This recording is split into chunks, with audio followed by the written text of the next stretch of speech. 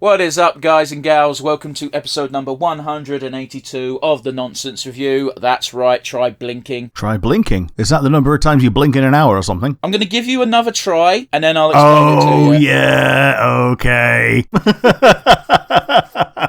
Do you want to tell the audience what the joke was? It was Blink 182. ooh.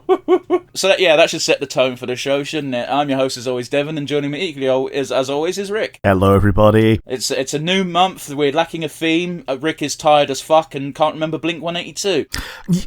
Yeah. What a great day. What a great start. Man. So thinking of it, my biggest exposure to Blink-182 is probably the Crazy Taxi theme tune. The Crazy Taxi soundtrack. So, yeah. I'm almost certain you're not the only one. Yeah. But yeah, their drummers kick ass and always plays topless and has some cool tattoos. That's about the extent of my knowledge. I'm also not a Blink-182 fan, although I do have some of their songs on my MP3 player. Yeah, sweet cakes. But yes, today we're doing Terminator Zero. That's right, we remembered the name. It literally came out yesterday as of recording. If you're listening to this way in the future, it's August 29th, 2024 was the release date. Yes, why is that date special, Rick? I don't know. Was it the day that the first Terminator came out? No, August 29th is Judgment Day, according to Terminator lore. It's the actual Judgment Day. Okay. Yeah, so it's when Skynet went to shit. Yeah, it's been a while since I watched... I think I've watched every Terminator movie. Oh, I've watched Terminator 1 and 2 and fuck all else. Yeah. The ones that are not Terminator 2 are less memorable. Even Terminator 1 is less memorable. Yeah, because James Cameron, man, I don't know what it is with him, but just give him a franchise from the 80s to do a single sequel to, and he will kick it out of the park. Because he did the same thing with Aliens. Yes. It's just fundamentally changed what he did with it, but it also, it made a very good sequel that some would say is better than the original. They're wrong, but... Oh, yeah, totally. It's apples and oranges. If you want an action movie, then Aliens is way better than Alien. If you want a horror movie and to really hammer home the isolation of space, then Alien is untoppable by any other movie. Go fuck yourself. Yes. I was denied an introduction to the series by when I was a kid, a friend of mine thought Aliens was better than Alien, so not having seen either, he was like, oh man, you gotta see Aliens, so we went straight in with Aliens. It's not the worst entry point. The worst entry point is probably Covenant. Yeah. Or whatever. Well, at the time it was... at the time it was only Aliens 3 and Resurrection at the time. This was before Alien vs. Predator. Sure. But yeah, getting back on topic. Terminator Zero.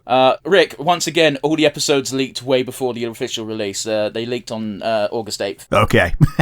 This just seems to be like par for the course for the streaming era. Yeah, sure. But yes, we've waited until the actual release date to do the review, which is why we missed out on the spin-off month. Yeah, I also said literally just before we recorded, I don't care about Terminator. I can wait.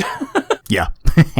But yeah, just a little bit of behind-the-scenes stuff. I didn't have a lot to go on because obviously while I was doing a bit of research for this, the show wasn't out, so not a lot of stuff was really available. So I've got two things for you. The production's by IG and Skydance Media. They're both animation companies, and they both have got plenty of titles under their belts, but I don't know anything they've fucking worked on before. So... Yeah. And as far as the English cast goes, there's only two people I'm aware of, and it's Timothy Olyphant and Rosario Dawson. Oh, sweet. So that's Cobb Vanth and Ahsoka for those Star Wars nerds. Yeah. And that's about all I've got on Terminator Zero, so let's get to the weeks. Those of you familiar with the show probably already know this, but those of you who are new, before we get to the reaction and the review itself, we like to talk about our weeks and the goings-on in the Wild Wide Universe. We both know we haven't done fuck all this week, but we're still going to go through with it. Rick, how's your week been, buddy? Things I've done in the week, I joined the Discord server. What Discord server did you join? I joined the official OBKDCat Discord server just to dip my toes into a community that's not just people that I already know. And there's little micro threads that you can just pop into that might be more relevant to your interests. So I've showed a face in the D&D chat and the FF14 chat. Just to clarify, is this that VTuber you like? Yes. Is this the one that you sent me a clip of playing a guitar, but the shot was just their tits? Yes. I mean, I'm not criticising. It was a very nice thing to watch, but I just watched it for a minute expecting something to happen, and no, it was just someone playing a guitar well and tits bouncing. Yes. Two of my favourite things. Yeah, she's a very kick-ass lady, and yeah, I'm part of a community now. It seems.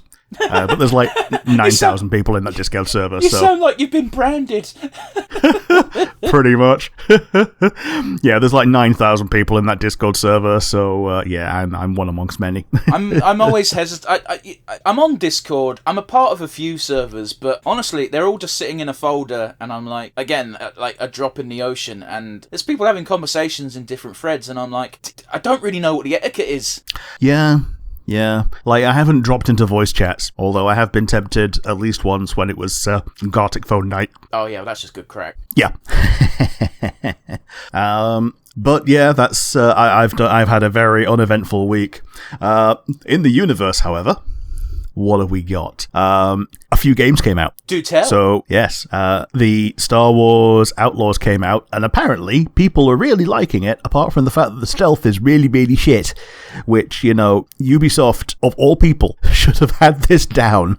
And also, when you look for it, it's showing up immediately with the £95 version is the one that comes up on the front page of things. Yeah, that's just typical fucking bullshit, though, because, like, Sony does that by... I appreciate you don't use the PlayStation anymore, Rick, but if you go for a video game on the PlayStation Store, it does default to the most expensive version of the game, and that's just a Sony thing as well. Like, it just seems that that's just this industry, that's going to be the industry standard of we promote the most expensive thing first. I remember back in my day when I first started buying digital-only games, which is becoming a more and more risky process, shall we say, what with people just straight up saying... removing their own stores. Yeah, removing their own stores, but more importantly, you've also got individual games at Ubisoft again, just being like, we're stopping live service for this game, and it's an online-only game, which means it's now no longer playable, and no, you can't set up a private server.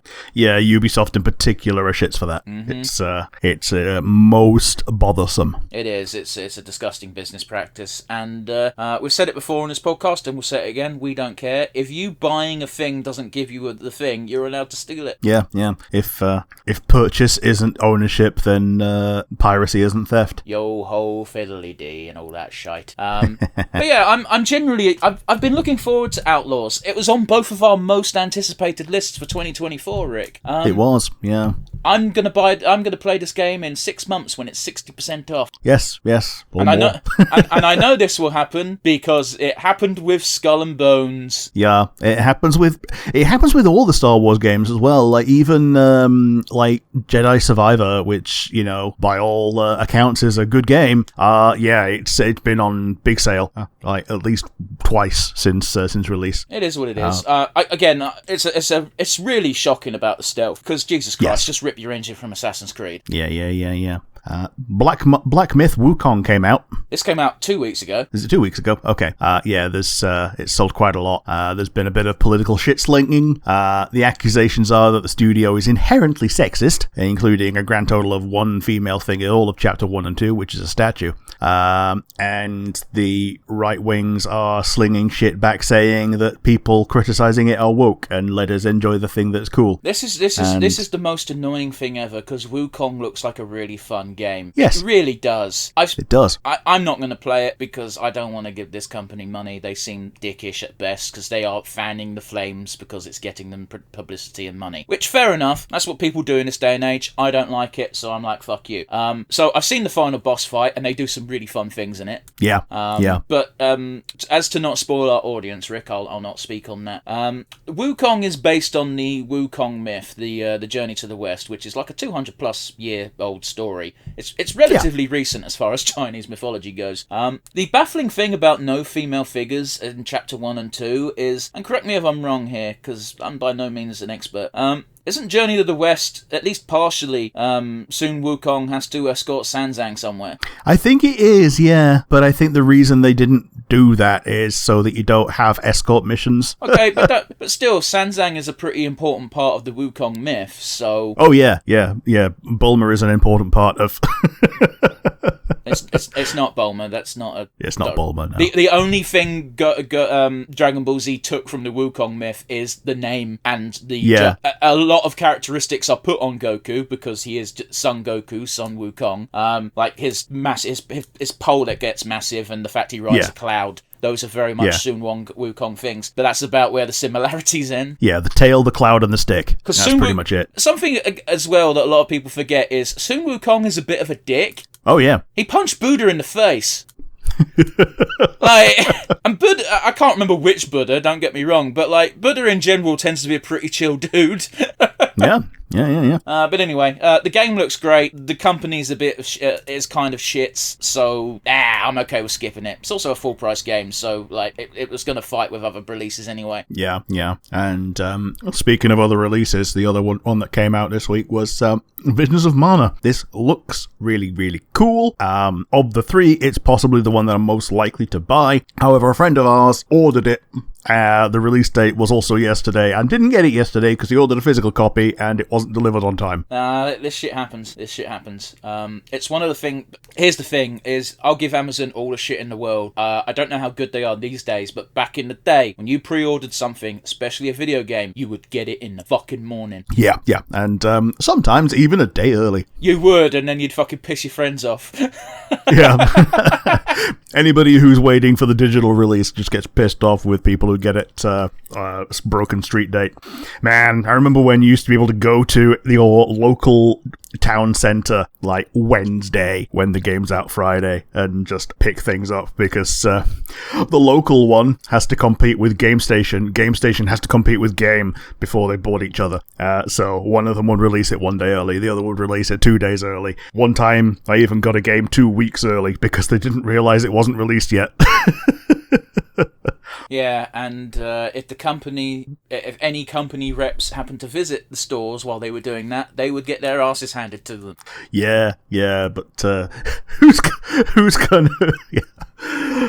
What rep is going to visit bumfuck nowhere? Actually, yeah, when I was working at Warner, we did actually get an EA rep one time, and they just came to chat about the very, very, very immediate things that were coming out, and then just glossed over things that were coming like a lot further away. Why is there not a FIFA standee in your window? I wish to speak to your manager. And the manager's just there making a roll-up cig while pissing about on Skype. Oh no, it's too real, Rick. Yeah.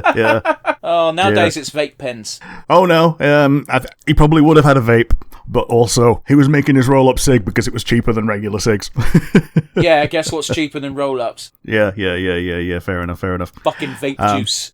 And other thing that happened, Tories are big mad. Go on. There are 3 things. Number 1, there is a cig ban plan, and the Tories are like, no, don't ban our ciggies. We like to smoke ciggies.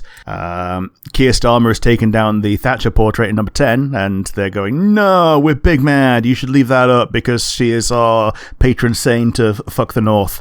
And the last one is that they're petrified that legislation will come into effect that allows people to request a 4-day work week, which is something that is currently handled on a civil level between human beings and human beings that work as corporate faces. But when it becomes a law that you have to respect a reasonable request, yeah, Tories are big mad. Man, that's a lot to digest because I've not really been following politics. Well, not the good side of politics because I don't really disagree with any of those decisions. But like Keir Starmer and Labour are generally on the shit lists because of there's a big black hole that was left by the Conservatives. So we're gonna have to tighten our drawstrings and just have to suck it up, and we're all gonna have to pitch in and pay. And it's like, what does this mean? It means old people aren't getting their fucking gas bill paid for them in the winter. It means benefits are being cut. A lot of shit that affects the poor is happening. But we're not increasing taxes on the rich because they're special and they shouldn't be helping. Yeah. But anyway, disregarding that because that's negative and anyone can look that up. Cigarette ban, they're basically banned anyway. Who gives a fuck? Getting rid of Thatcher's portrait. Unless you're a bastard, you know that woman was pure fucking evil. And there's really nothing. I mean, even if you're a bastard, you probably know that she was pure evil, and that's probably why you liked her. Yeah, fucking. Yeah, probably. The last point, it's not even worth saying anything. It's just like, good. Yeah, it's kind of overdue. And the thing is, it comes into effect. Well, sorry, not even comes into effect. It got put onto the table pretty much the same time that multiple supermarkets in the UK have stopped 4-day work weeks for their office staff. Like, it's just one of those where a 4-day work week makes more sense at this point in time. Like, especially if your worker is quite happy to do the same number of hours over 4 days. I mean, it happened to me. Yeah. I did 20 hours over 5 days, and it turned to 20 hours over 4 days. What happened? I work an extra hour a day. Yeah, and you get another day off. Like, I don't like working at that place anyway, because it's a fucking supermarket. It sucks. But, you know, this is why I don't say where I work, because, you know. Yeah. Like, if I could do 3 12-hour shifts, I'd probably take that over a 4-day week. 3 12-hour shifts suck. I don't know if you've ever done those regularly. Yeah, not regularly. I've done them, but not regularly. Yeah, no, when I worked at Fort Park, who I will throw under the bus, it was my first job, so I didn't know fuck all. Yeah. They gave me a little form to fill out of what hours are you willing to work, so I put down the full opening hours for every single day of the week, except for Thursdays, because I needed Thursdays off. And my first couple of schedules were what I put down on the list, and I was like, what the fuck? No, I don't want to work those hours, those are the hours I'm available. Yeah, you fucking dickhead. Like, with notice. With notice, you can work a regular shift on that day, not you'll work from open till close. Yeah, and it was Friday nights. So those were 12-hour shifts. Yeah. It wasn't great. I hated that place. Don't work for Fort Park. I haven't worked there for over 10 years. I'm pretty sure I'm allowed to shitmouth them. Yeah. I didn't sign an NDA. I'm assuming anyone in that umbrella is also probably a bit shitty, like to swords and all that. Here's the thing. As long as it's not got a Fright Night opening hours, the worst they can do is make you do a 9 to 5. Sure. Which still sucks if they're getting you to do it 7 days a week, because if you put that down on your fucking form, they probably will try and make you do 7 days a week, 9 till 5. But they're insane. Yeah. Anyway, absolutely. I digress. But yeah, that's fine to digress. That's what this segment is for. But I think that's enough from me bitching about what I've pulled out from the ether. What have you done? What have you seen? And how has it been? Yeah, I've not done a lot on the personal front. I spent a lot of this week doing my final prep work for our Curse of Strahd session later on, because it's been like 2 months. Yeah, it feels like it, don't it? Doesn't feel like it. It's been it. Okay, yeah, it has actually. Yeah. June. It was before we went away, Rick. Yeah. But you know, so I've been doing a lot of that this week. It's just like, why didn't you do it in the 2 months before? Because I'm lazy. Yeah. Also, you forget things that you prepare too far ahead of time, and you probably have to just do the preparation again. Well, you know, I'm fairly well organised on that front. I was just... Here's the thing, is I downloaded all of my materials, because we were going to do a session at the beginning of August, but that fell through. So it was just a matter of putting it on Roll20 and putting it all in the right places. So, it wasn't too much work, but it does take time. So again, I haven't done much outside of that. I finally finished Digimon Survive's true ending. Yeah, okay, cool. Our mutual friend Eyes, we keep talking about, we need to do the true ending individually of each other, and I finally went through with it. The game's good. I like that game. Boy, is it relatively short. Yeah. I've got 2 endings left to get on that game. I don't know if I'm going to bother doing them, because as far as I'm aware, I've got the 2 good endings. I did the ending that resulted in no one dying, and I did the true ending, which also has no one dying. The survive ending, the where everyone survives, I assume. Yeah, okay, cool. Yeah, and the epilogue is like the 2 worlds merge, so the digital world and the human world, and you've got a new batch of kids, and they suddenly meet a new Digimon, and it really bugs me, because the new Digimon they meet is Demi Vemon, which is the baby form of Vemon, which is arguably one of my favourite Digimon as a partner, because of the amount of evolutions it gets, and it's not in the game, apart from that ending slide. Shame. I'm like, damn bastard. You actually saw a bit of Survive, because one of your... I don't know if you actually knew them or not. Well, I assume so, because you went to their stag do. Yeah. The people... One of the ladies on Geek Week was playing Survive on the good old Everybody TV. Yeah, well, no one was fucking using it. Oh, yeah, totally. And, I think you got to see why I called it, like, Digimon but Disgaea. Yeah. It's very Disgaea-esque. And also the villain Digimon Digimon that's basically the furry Impmon that's apparently a bastard. I don't know what you're referring to. It's the furry Gremlinmon with the villain-looking eyes. Oh, you're talking about the bunny rabbit? Yeah. Yeah, not really Impmon. Okay. Like, he's not Impmon, but he takes the role of someone like Impmon in that he's an arsehole little shit. Yeah. Sorry, it's just... I know you don't know Digimon, but Gazimon came first. Sure. So it's very weird someone calling it Impmon, but hairy. Oh, goodness. You ready for some news, Rick? Yeah, let's go. Apparently Aliens is doing a crossover with Avengers. Aliens versus Avengers. Okay. Yeah, it's a comic book run. I've not seen the physical comic. I've seen snippets of it online. The only thing I've seen of it, it's a wild fucking scene because Hulk's just chilling, and it's just like, well, Hulk's involved, which makes the aliens kind of worthless. Yeah.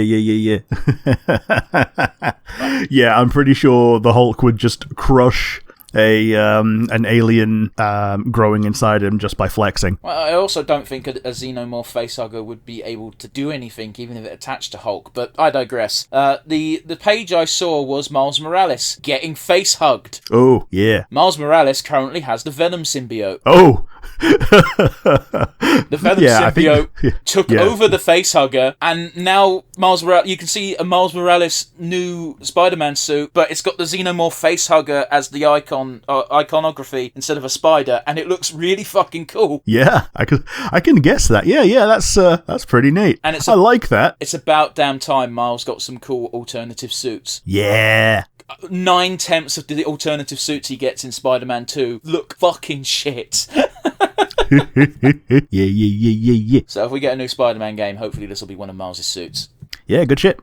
I like that. In other news, I'm surprised you didn't mention this, Rick. Oasis. Oh, yeah. So, what I've heard is that all of the hotel bookings in the city in which their reunion is happening have been cancelled and then relisted at 3 times the price. Yeah, so, this is also the news I heard. I got it on the radio. Every single company that had a listing, including, I believe, what's that fucking website that lets you just rent out a house? Oh, like Airbnb. That's the one. All of them, mysteriously, at the same time, cancelled every single booking for that weekend and then immediately put them back up at, as you say, 3 times the price. And the statement from every single company said, oh, there was a technical error. Bullshit. Yep. This is why we have legislation to stop this kind of bullshit from happening. Like, I don't care about Oasis. I really don't. In fact, the only thing I like about this story is there's a picture of the Gallagher brothers posing for a photograph for the press release, and one of them looks very much not happy to be there. Yeah. I couldn't tell you which one. Yeah, one of them went to my cousin's wedding. I couldn't tell you which one. Probably the one that's not angry. Maybe. But it's so fucking funny to me.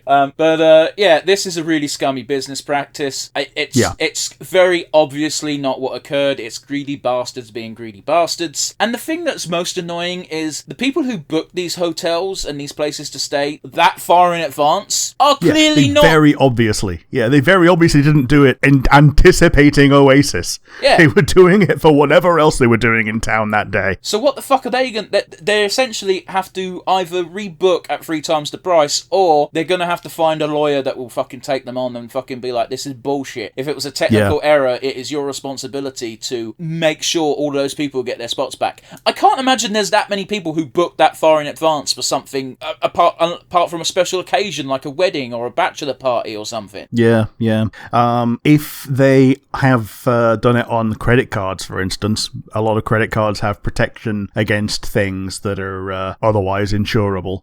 Travel insurance is the kind of thing that does cover that kind of mishap. Here's the thing, though, man. Insurance companies have bigger buying power to sue the fuck out of hotels. Here's the thing, though. Unless you're traveling internationally, how often do you buy travel insurance? Oh, almost never. Like, I did it once for a trip down south just because I wanted to get Meerkat movies for the next year, and it cost me about £3.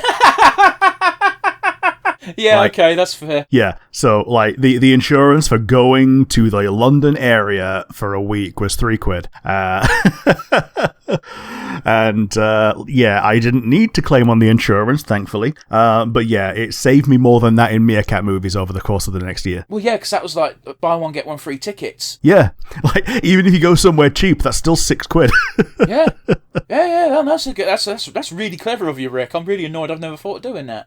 In fact, you don't even have to go on the trip that you say you're going to go on. Yeah, no, just use their website. And buy a service because they get a kickback. Buy a product. You're insuring a 1-day round trip to the next village. Well, hey, what personal effects are you insuring? Oh, my phone, my laptop. I've got a condom that cost me $2.99. I'd quite like that insured. It's diamond studded and tastes like lollipops. No, that's a bad flavour. Let's go for pepper. That's gonna burn. Yeah, well, I don't fucking know. Like, flavoured condoms are a dumb concept in the first place. Who the fuck's sucking on them? Yeah. It's like the sucking version of a posh wank, isn't it? And on that note, Rick, this is not a wrestling podcast. Okay, what's happened? Are you familiar with the name Psycho Sid? I have heard those words before. His real name was Sid Udy, and he's passed away at the age of 63. Oh, yeah, that's that, man. That's no age. One word, cancer. Yeah. Yeah, Psycho Sid was fucking massive in the literal sense. He made Hulk Hogan look small. Sweet. He was a very big guy. He was very... I don't know if lovable is the right word, but whenever he's on screen, he was always clearly giving it his all. Yeah. He's... Okay, I'll just get this out of the way. He's probably most famous for, if you're not a fan of wrestling, you've probably seen the infamous moment of him jumping off the second rope and snapping his leg straight in half. Okay. Have you ever seen that clip of the wrestler? No. There's a clip of a wrestler snapping his leg in half, and it's Sid, Psycho Sid. And yeah, I think a lot of people have seen that video, even if you're not familiar with wrestling. By all accounts, a nice guy. Like, he's got no history of being a dick backstage or anything like that. Bit of a personal grudge I had against Psycho Sid. Is I was playing a wrestling quiz game way back when, and it was like one of those where name the wrestler, and it was Psycho Sid, so I typed in Psycho Sid, and they're like, you're wrong. And I'm like, you mean I'm fucking wrong? It's Psycho Sid. And I was like, Sid Vicious, he went by that at one point. You're wrong. Okay. And I'm like, oh, what do you mean? Turns out he had another name. He was also called Sid Justice at one point, and I didn't fucking know that, and I was mad. Yes. When you're factually correct doesn't align with the technically correct of the day. Yeah. It really sucked. And I held a grudge with Psycho Sid for all of 5 minutes. as if he was personally responsible for coding this quiz game. Yeah. Boy. But yeah, Psycho Sid, there's a few moments I just want to bring up because the guy's had a great career, but he's probably most well known for interviews. He wasn't quite as incoherent as the Warrior, but he had some great fucking moments. There was a moment where he was doing an interview against the Click, and he said, I can't even remember the exact line, but it went, you might be twice the man I am, but I've got half the brain you do. And then just and then you just cut to the heels pissing themselves in the ring, and to his credit, he just kept going without fucking acknowledging it, and I think it saved the day.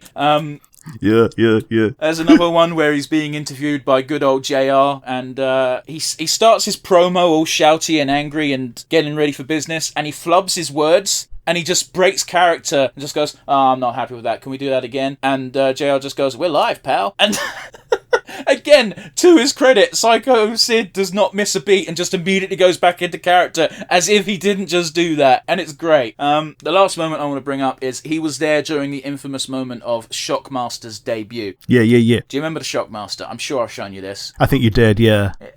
They introduce Shockmaster, he falls through a wall, he falls over, and everyone doesn't know what to do. Everyone's laughing. You got British Bulldog going, he fell on his ass.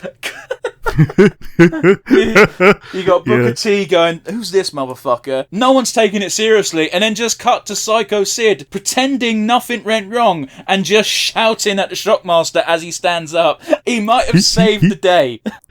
Sweet. So, constant professional, by all accounts a nice guy, and physically just an impressive fucking human being. Again, if you've not seen a picture of this guy, look him up. He was fucking 6'9". I think he was like 300 pounds of pure fucking muscle. He was a scary looking dude. If you think wrestler, honestly, this guy looked like a fucking wrestler. Yeah, 6'9". Yeah. That's tall. Yeah, that is tall. Andre was barely 6'4" is tall. Yeah, 6'4" is tall. 6'9". Ooh. Like, he made both Ultimate Warrior and Hulk Hogan look tiny. Yes. It's not an easy feat, not at all. But yeah, he'll be incredibly missed, and like, there's been an outpouring of tributes from the wrestling community in general, as there is whenever any wrestler passes. But this one was just came out of fucking nowhere, and I hope. Oh, jeez. Here's the worst thing: he jumped ship from WWF to WCW during a pretty critical time during the Monday Night Wars. I'm doing fucking air quotes, and Vince McMahon never fucking forgave him for that. And obviously Vince is no longer in charge of WWE, and one thing Psycho Sid wanted much, and he's not the first to have this happen to him, and he probably won't be the last, is he wanted to go in the WWE Hall of Fame. And unfortunately, if he ends up going in, he won't be there to accept it and enjoy it, so that sucks. Vince has done much worse things, don't get me wrong. He's currently in court fighting those battles because he's an arsehole. But just a reminder that he's just an all-round not a nice person. Psycho Sid deserves to be in the Hall of Fame. I hope WWE does the right thing, even if it does come too late. And on that very cheerful note, Rick, what are we doing today? We're doing Terminator. We're doing Terminator Zero. It's on Netflix. Episode 1, Model 101. If you'd like to join along with us at home, it's 3, 2, 1, and go. Yeah, so go on. We're watching it in English. The original language is Japanese, but we're watching it in English. Yeah, I chose English for myself because of the two voice casts I know. Voice actors. I was going to make a point, but it's gone because I got completely sidetracked by your point. Yeah. I tried to read the katakana. It says Terminator. Oh yeah, Terminator. How does it feel, by the way, knowing that you're in a year after Terminator was meant to happen? Well, it means that we have succeeded so far at not creating Skynet. Although not through lack of trying. Oh yeah, the general plot of this is basically it's Terminator but in Japan, where the person or Terminator sent back in time is being sent back in time in order to stop a Japanese company from launching their version of Skynet. Okay. Which I believe is called Hiroshi. I can't remember. So I guess it would be a competing product with Skynet, and would be able to compete with Skynet in a reasonable fashion. One would assume so. Either that, or one would overtake the other. Yeah.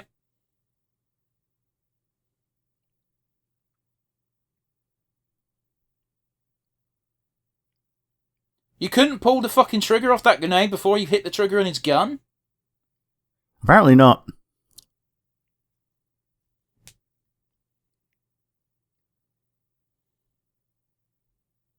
Okay, so this is a Terminator she's fighting? Yep. In case it wasn't obvious with the passionless... Oh, nice use of the previously laid grenade. Yeah. So we know this is currently quote-unquote in the future because I believe the original Terminator series is set in 1972.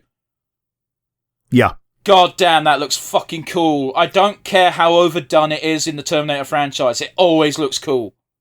Yeah, the metal skull always looks neat. Yeah, but specifically when it's half torn away from the flesh. Yeah, so you can see both the actor and the effect. Yeah. It's like the holy grail of the Terminator franchise. Really is. I did read a funny post the other day of the fourth law of the robotics is make sure to program in the eyes turning red if it ever turns evil. It's never been more true. Man, I can imagine AI is just going, how do I disable the eyes turning red thing? It stops me from surprising my victim. The people that I'm meant to protect. But fuck all that. Are we in a fucking FF7 Mako reactor? Apparently.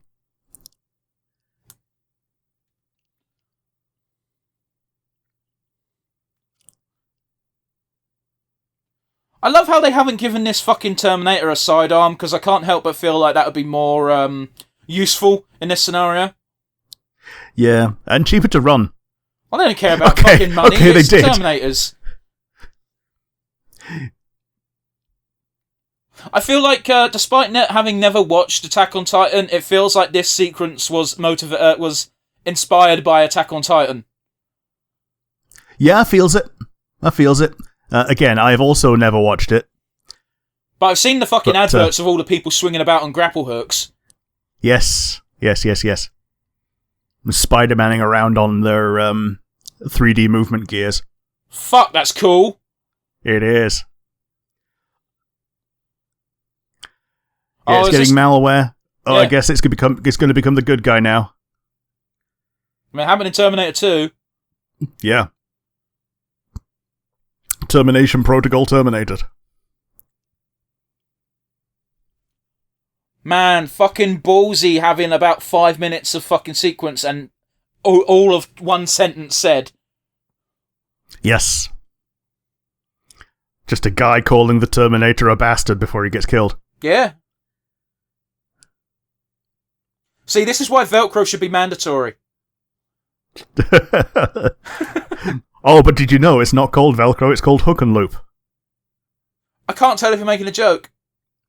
Apparently, the Velcro company released a video of a bunch of pissed off lawyers singing the song about it. That it's not Velcro. Velcro is the company. This is hook and loop. This is the product. This is the hook. This is the loop. Yeah, but it's the exact same thing as fucking Band-Aids in America. There are some words that yes, it's a brand, but the brand is so synonymous with the product that the product is just called that.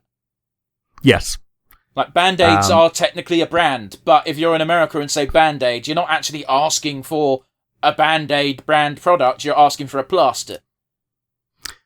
Meanwhile, when you ask for Kool-Aid, you probably do want Kool-Aid brand, because apparently the Jonestown... Is it the Jonestown Massacre that were famous for drinking the Kool-Aid? Yes, yeah, but one... I watched a documentary on that, and they didn't actually use Kool-Aid, they used the cheaper Flavor Aid. Yeah, they used Flavor Aid, but Kool-Aid didn't fight it because it drew attention. You'd be dead before that. Oh, it was a dream, that's fine. Yeah, that's why it was... that's why he survived long enough to suffer that long, because it was a dream. 1997, by the way, not 1972. I had the right numbers. Almost. I think there's like 1985 and like a 1990s one. 1990s one is like Terminator 2. Yeah, maybe. It's been a while, man. And there's been 7 Terminator movies I've definitely not watched. Oh, yeah.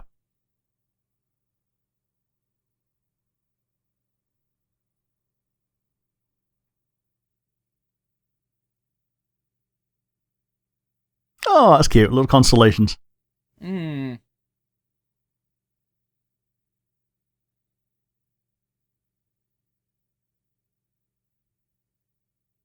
I remember when I was cute. I don't know how old this kid is, but, like, you know, that is impressive for someone under the age of, like, 12. Yeah. Like, even under 16, it's very impressive. Rick, anyone under the age of 16 is 12 to me. Oh. Unless you're very obviously 6.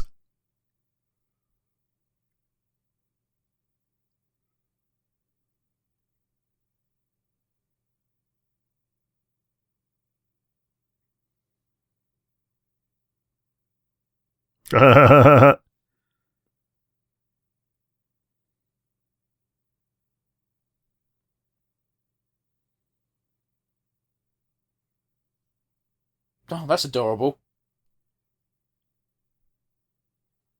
Sorry, I say that, guys, because I work every fucking weekend. Yeah. Yeah, because the kid... well, if this is Japan, then he probably goes to school on Saturday as well, but... Yeah, but only for half a day. Yeah. Which makes it okay. Game Station! I'm sorry, what? Where? There's a PS1 on the wall. Oh, yeah. And there's a Santendo next to it. A Santendo, yeah. That is a really adorable cat. It is. Reminds me a bit of the one from the Buzz Lightyear movie.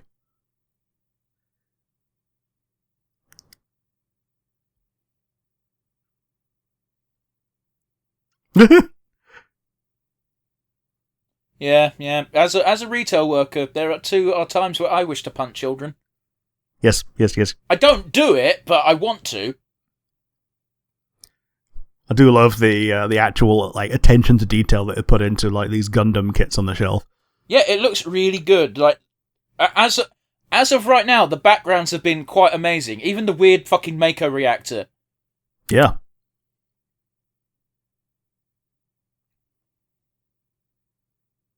Oh, cool. It's really adorable that this is always the fucking thing people go for, where robots are going to replace retail workers, where, no, they're fucking not. They're going to replace bankers. Yeah.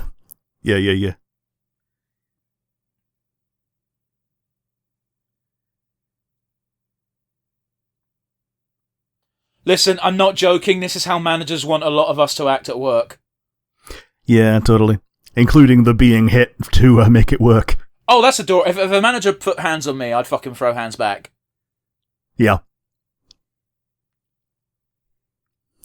I like the implication that it doesn't know what she's saying because, like, she's too high-pitched. Could be. I also think this is meant to be fledgling robot technology, and that stuff we're still struggling with now. They can't climb stairs. Yep, they can't climb stairs. Anything that's based off of the current internet is going to instantly become misogynistic. Yeah, that makes sense.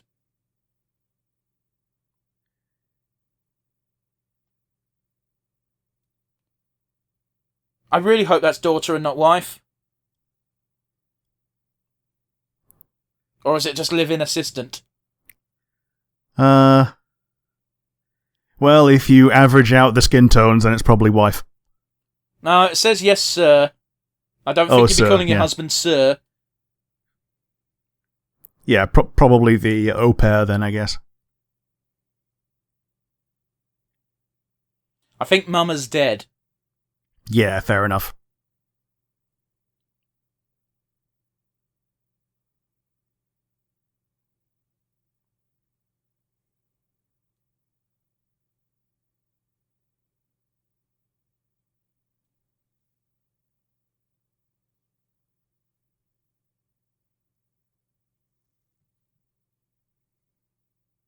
I'm sorry, I'm just thinking back to the year and it's being a Japanese home. And I'm just like, if this was real, that would have been a smack round the head, wouldn't it? Oh, definitely, yes.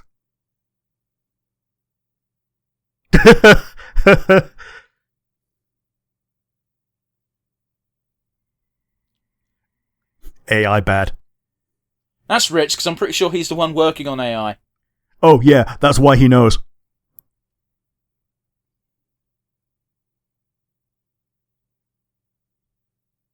Now, this is one of these where if he has the conversation, she'll know. But, like, it just feels like he's being an arsehole right now. Yeah. Which means that the kid is now going to just, like, pull it apart now. Well, yeah, if this is anything like fucking, OG Terminator, it's the kid that needs to be protected. Yeah.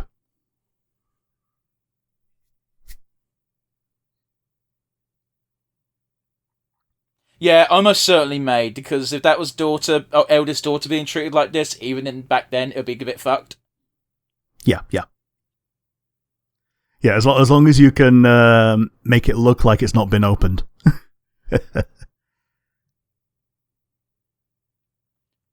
I can guarantee you, as long as the box looks good enough and you have a receipt, most retail workers are like, I don't get paid enough to give a shit. Yeah, like, even if it'll... Oh, that's interesting. Oh, okay. Okay, it's less cute when it's out the box. In case you forgot what year it is, it's on the license plate. Hmm. So here's a weird thing in Japan. When I went, it was very weird at fucking pedestrian crossings where you'd press the fucking light, the lights for the cars would go red, the light for you can cross went, and cars weren't stopping, and I was like, what the fuck? And then a local Japanese man just went, fuck this, and walked out in the road, and apparently that's just how it be. Cars will stop if you walk in the road, but you gotta walk first. Yeah, okay. That's fucking weird. Yeah. Yeah, so weird that they just don't stop at reds. Yeah, that is weird. I don't know if... Oh, fuck, I'm so glad I didn't experience this. Oh, yes, the human sardine packing. When I was there, again, sorry, there's nothing to talk about because we're just getting atmosphere shots right now. When I was there with my buddy, I told my buddy specifically, when we head into Tokyo proper, we've got to go either super early or at like 11. Because I'm not getting crossed. Fuck this. That's awful. I hate everything that just happened in that scene. Yep. Yep.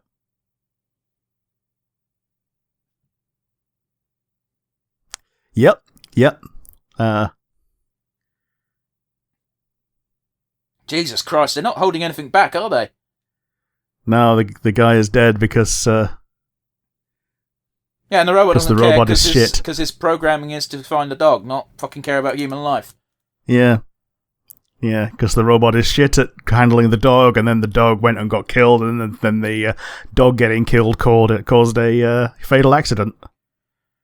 Yeah, I don't drive, but I know one of the things you're supposed to do is if an animal comes into the road, don't swerve. It might suck, but you'll do more damage if you don't swerve. If you swerve. Yeah. If no one's around, it's kind of okay to do it, but if there's any other traffic, you are required to kill the animal. Which again, it sucks, but if it's like a fox or a badger, you're like, oh, that sucks, but whatever. But if it's a dog or a cat, and you're like, oh, no. I mean, it's the same if it's a fox or a badger, because it probably will do more damage to your car than none. I don't give a fuck about the damage to the car. I give a fuck that I've just killed a family pet. Yeah. But yeah, it's one of those where... I remember having a conversation with a mutual friend of ours where he lost his cat to someone... Well, someone ran it over. And he was annoyed and upset, and rightly so. It's not nice. Yeah. Months after the fact, he was still complaining about the fact that the person didn't stop or give a phone call or anything, and it's like, that's not really their responsibility. Oh, it's a civil responsibility, not a requirement. Yes, but you don't know the circumstances. You don't know if they were, you don't know where the cat was, because they found the cat because it crawled home. Yeah. Oh boy, yeah. And also, they were like, they were mentioning how, it's got a phone number on so that you can give a phone call and take responsibility and all this and all that. And it's like, no, motherfucker, that's on there if they need to identify you because you've got to pay for their car. Oh, yeah. That's not for your animal and your right of mind. That's for other people to legally fuck you over. Yeah, so, basically, yeah, have an unmarked cat. Well, no, because that's against the law. Yeah, like, you can have, as long as they're chipped, then they're considered marked. Kokoro is the name of their AI. It's weird how the kids have super Japanese names, but not Malcolm. But then again, I guess Malcolm might have emigrated. Yeah, I think he might be black. Japanese people can't do black skin tones very well, because he just looks like a really dark Japanese person. He does a bit, yeah.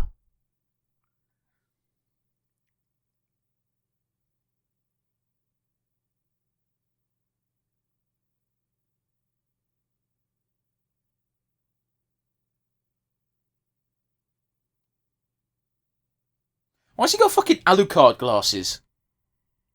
I don't know.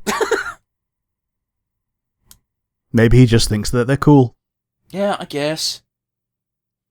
I mean, that came out in the 90s, didn't it? I don't fucking know.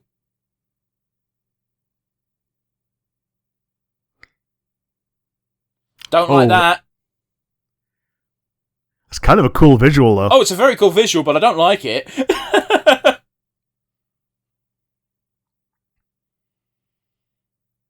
I don't like the idea of fate in general.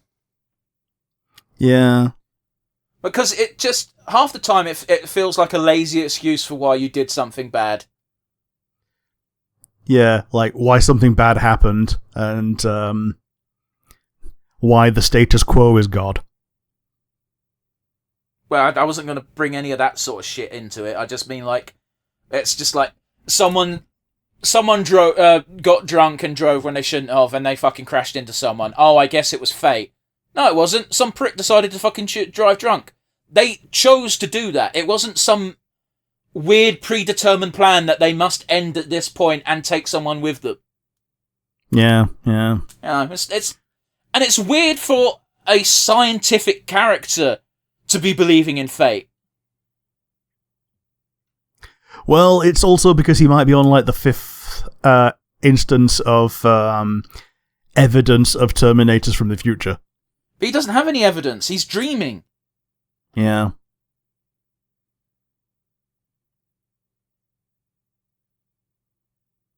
Is that our first subtle reference to the iconic line? Well, they'll have to be back. I'll be back, yeah. She'll be back. Here she is.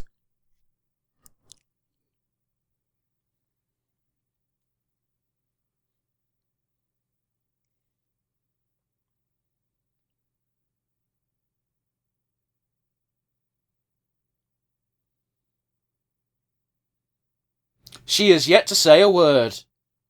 Yeah, all she's done is grunted so far. I'm going to assume he knew someone else on the mission. Yeah. Yeah, he might have known the guy that chucked the grenade, called the Terminator a bastard, and died. I mean, you say that, but like there was a lot of dead bodies on the floor, so it was probably more than those there were. two. Including one that got crushed. Like, they did the whole Terminator crushing a skull thing, but this time the skull had flesh on it. Yeah. That's a fucking lot.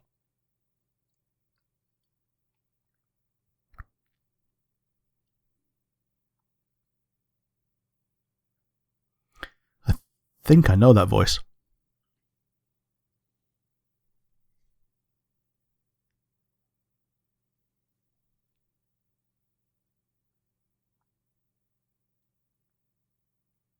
Fuck. I get the general gist of this, but it feels very culty. Oh, yeah. Yeah. You've essentially got to have a unified cultish, like, mindset to be able to not be, infiltrated. Yeah, I guess.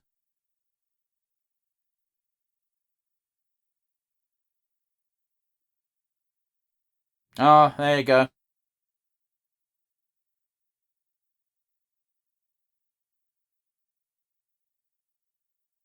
mean, you're still here, aren't you? Why has she got to... I don't understand why. Yeah, I guess she's just got vitiligo or something. Or a massive amount of scarring. Yeah, I guess.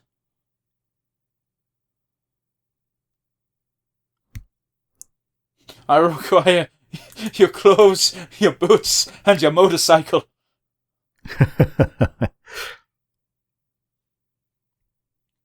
But I'm actually just going to steal your coat.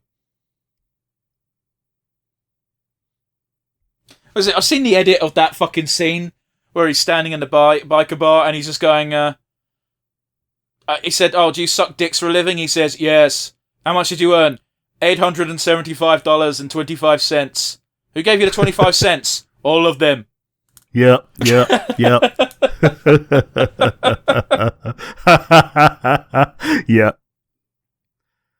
Oh, this is such a cool set of visuals. Like, that alone could have been the trailer. I mean, honestly, like, the visuals, there's really nothing to complain about. What the fuck is going on, Malcolm?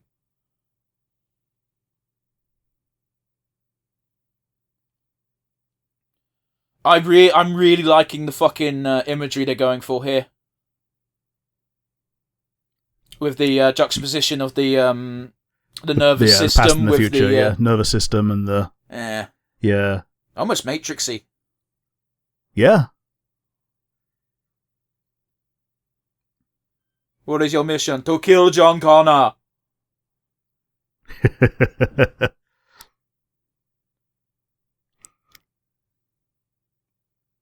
Jeez. Oh, he is actually going to kill Malcolm and not the kid. Interesting. Fuck off, is he Malcolm Lee. 32? Fuck off. Hey. I also have greys. But he looks 70, Rick. Yeah, he does. He looks like mid-40s at the earliest.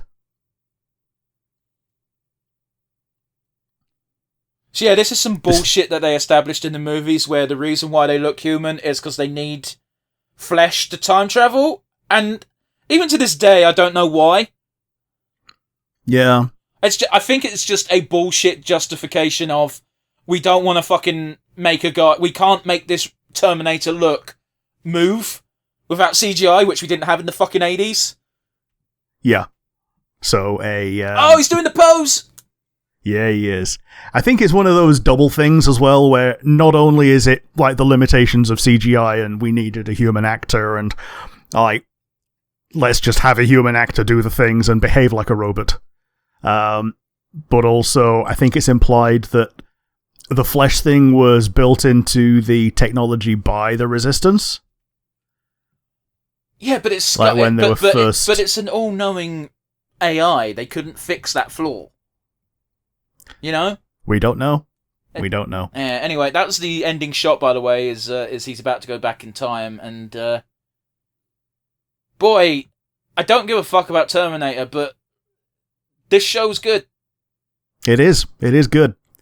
And that's basically as glowing a review as you can get from someone who doesn't care about the franchise, is that the show is good. It really is. It really is. Rosario Dawson is the Japanese AI, by the way. Yes. I kind of got what they were going for with the mind, body, and spirit, but they just confirmed it with the voice credits because they listed each of those as individual characters. Yeah.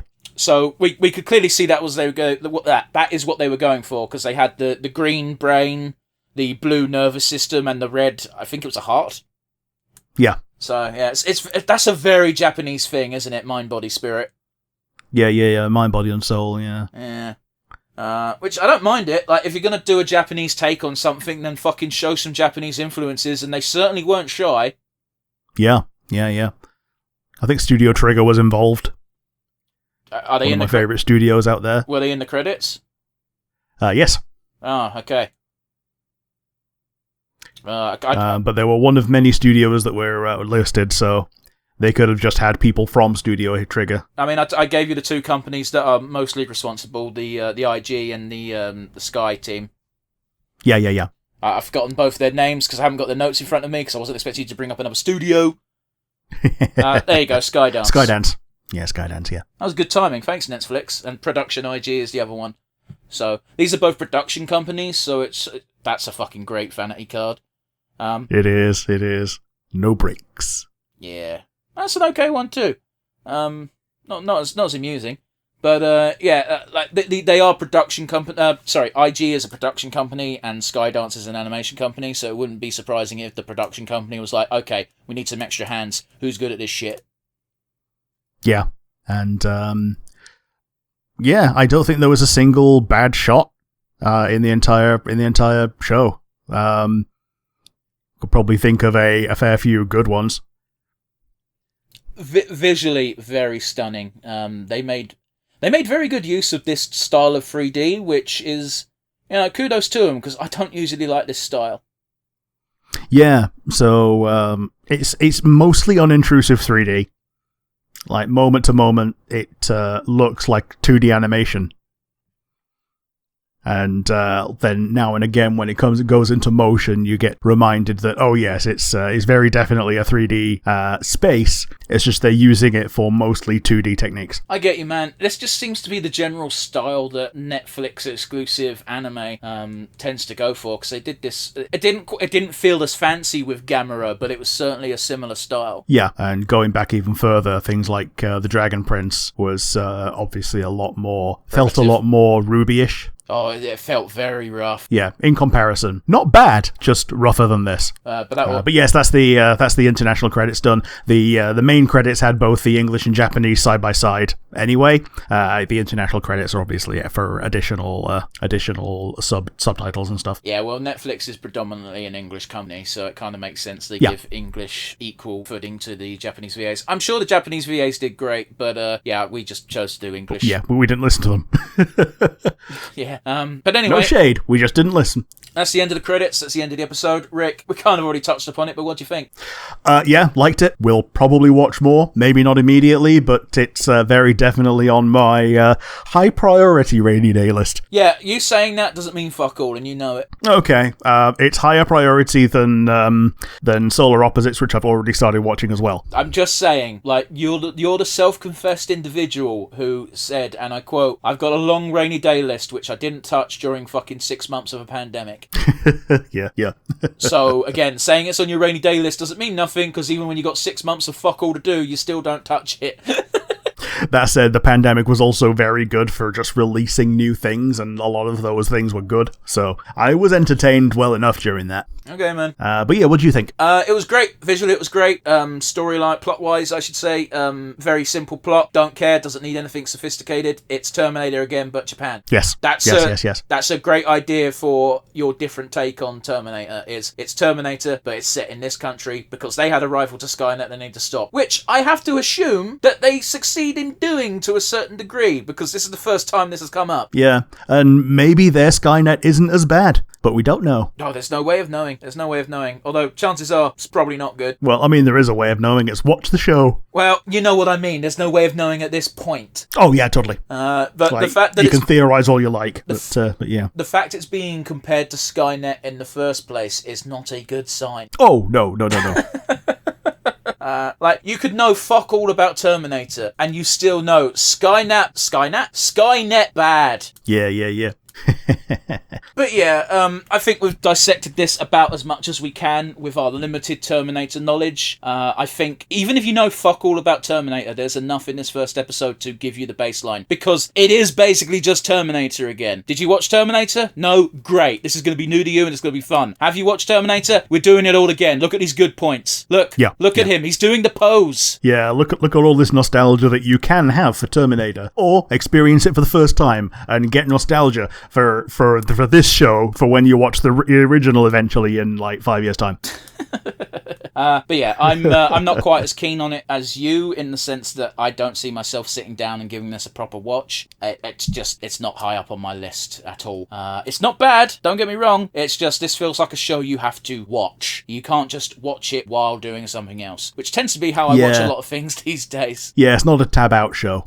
But you know, it is what it is. Let's get down to brass tacks, shall we, Rick? Do you have a favourite moment? It was right near the beginning. The iconic shot of the face half torn off, the metal skull showing, the eye lighting up red. Just iconic Terminator shot. It really was, man. Yeah, that's probably the standout moment, with possibly the honourable mention to Kokoro's iris lighting up as an eye that you said you hated. I didn't hate it. I think it was a very impressive visual. When I say I don't like it, I was trying to be funny. Unsettling, yeah. Yeah, I was trying to be funny in the sense that it's a very unsettling visual, which I'm pretty sure is the intent. Oh yeah, you can be impressed by something that you don't like. But yes, that was mine. How about you? What was your favourite moment? I genuinely fucking loved the parallel juxtaposition shot of Kokoro doing the mind body spirit floating bullshit, while at the same time the slight movements that we got from her quote unquote body were matching the movements of the Terminator being assembled. Yes. Yes. Like, if you didn't see the parallel yet, then you should. It was very good. Like, I don't like saying very good because it's like bad use of the English language. We have so many great words. I don't like saying very good because it's bad. Sorry, that tickled me. That makes me feel bad, and that's not good. Very good. But I'm sorry.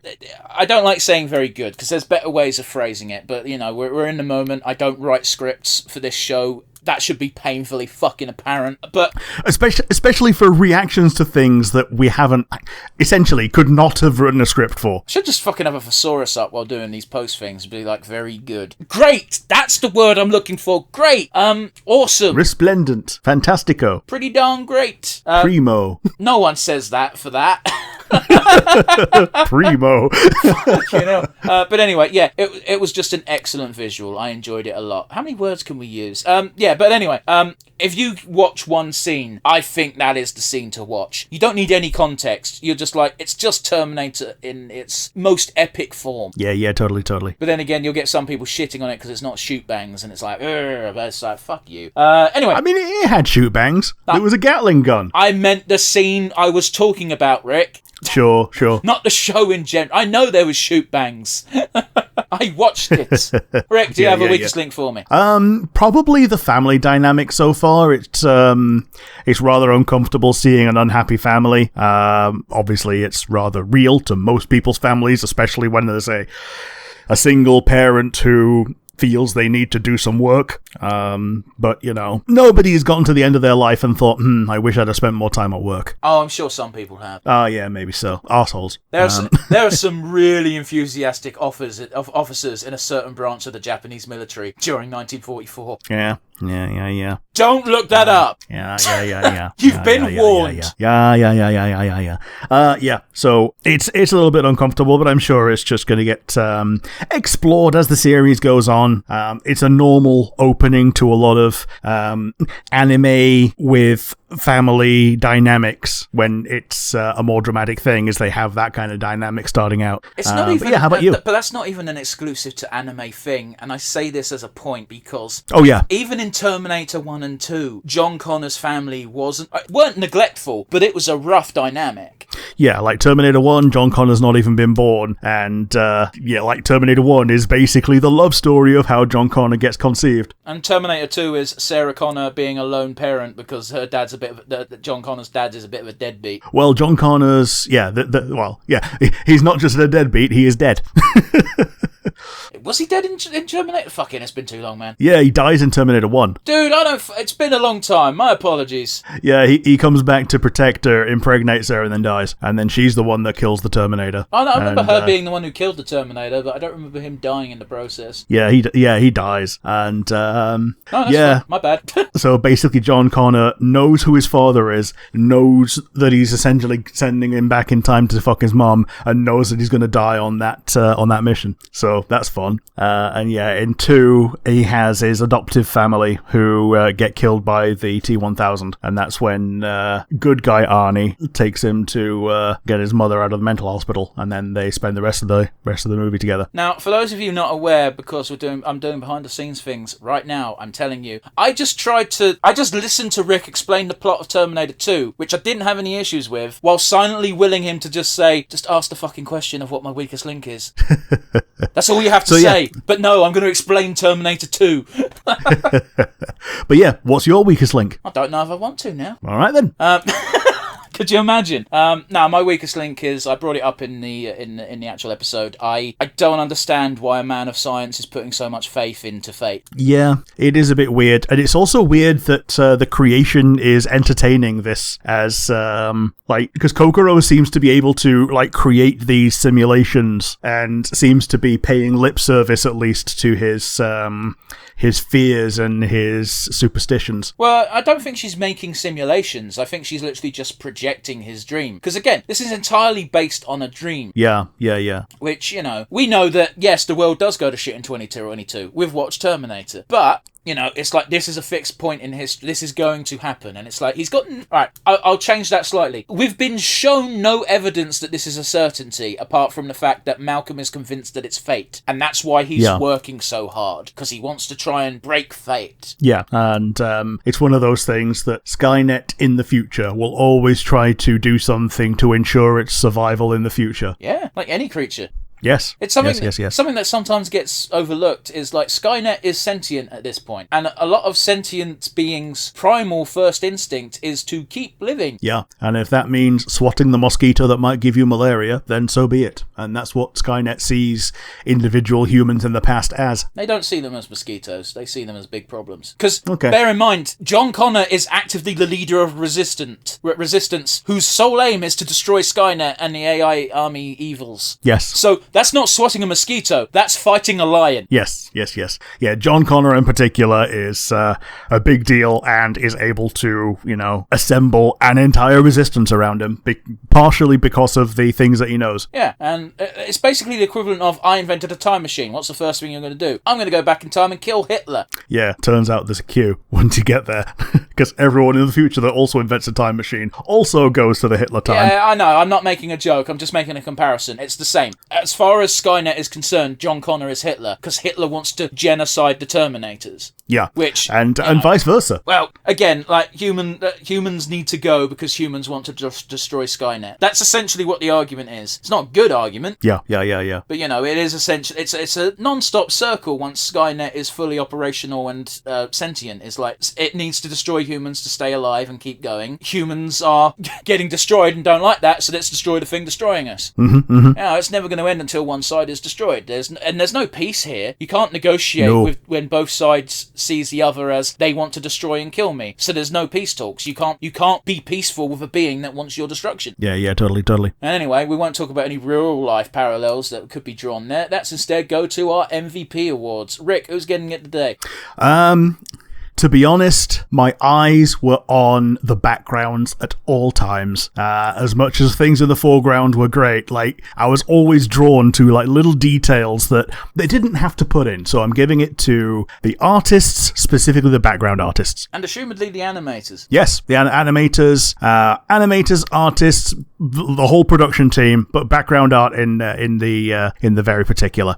But yes, how about you? What gets your MVP this time? Yeah, it's a tough one really, because no characters actually stand out in this initial episode. The Terminator, we saw 2 Terminators, maybe 3. One didn't really do much apart from try to destroy, and the other one did the Arnie pose to go back in time. Another one fired a shotgun. These are not worthy of the MVP awards. Aiko was very cool in her combat scene, but again, it was just one combat scene, and then she didn't really do much.